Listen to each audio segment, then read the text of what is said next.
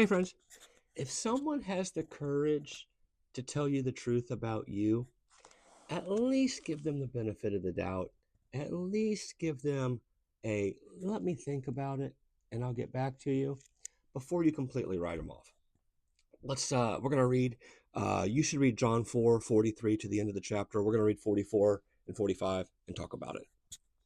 Now, Jesus himself had pointed out that a prophet has no honor in his own country. When he arrived at Galilee, the Galileans welcomed him. They had seen all that he had done in Jerusalem and at the Passover festival, for they had also been there. See, what that's talking about is these people had seen Jesus at Passover. They'd seen him clear the temple, and they were like, yeah, go Jesus, right? Get him. But then Jesus was going to come home, and he acknowledges that a prophet has no honor in his home country, right? Because these are the people that they had changed Jesus's diapers. They'd probably seen him being ornery, playing with other kids, right? And so they felt something. They had maybe a little bit of moral superiority towards him. They didn't know who he was completely yet, and so they were fine with Jesus when he was confronting them.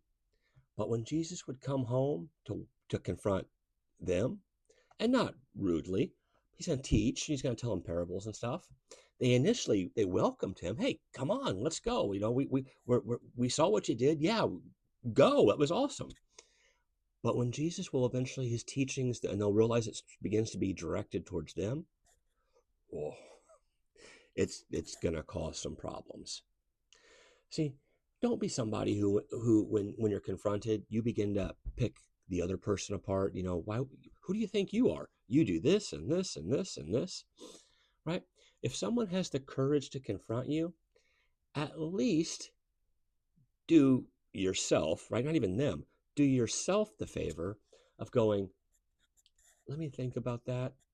I may come to the conclusion that you're completely off base, but let me think about that and I'll get back to you. Because here's what happens. If you or if we just flip out and go, no, you're just an idiot, you know, or you know, whatever your choice word is there. You know, if we just do that, the messengers are going to stop coming and people are going to stop telling us things that might be something that everybody else can see, but for some reason we just can't see it, or more likely choose not to see it. See, what John was trying to get us to understand here, and this isn't like a direct one-for-one teaching. This is more of a we're learning by watching the situation, a meta type teaching. Followers of Jesus need to be people that slow down a little bit when someone has the courage, and it's because it is an act of courage to confront someone.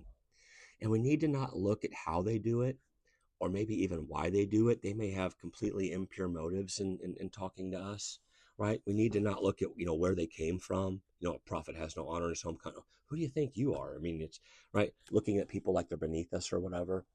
We need to, when the take some time to let the emotions of what's happened go away and do a little self-reflection on what was said to us. Because if someone really does have the courage to say something to us, there might be even a little kernel of truth to it that would help not them, but would help us be better and help us get where we want to be and probably where our Heavenly Father wants us to be anyway. So if someone has the courage to say something to you, at least give them the benefit of I'll think about it. Have a beautiful day. Bye bye.